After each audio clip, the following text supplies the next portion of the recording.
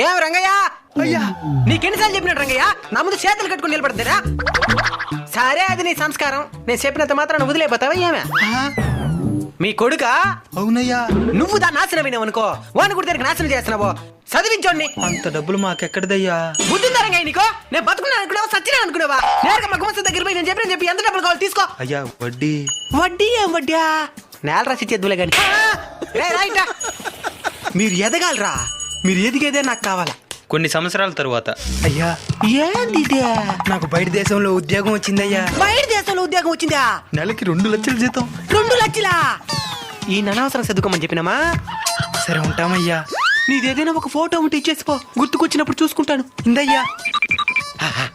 ఇందా చదవడా వేరే ఇంటెలిజెంట్ల పై ఎంతమందికి చేయలేదా? ఎదగాల, ఏదో మితంగా ఎదగాల. మాకంటే గొప్పగా ఏం ఎదిగేదే? సయ్యాడికి చేతబడి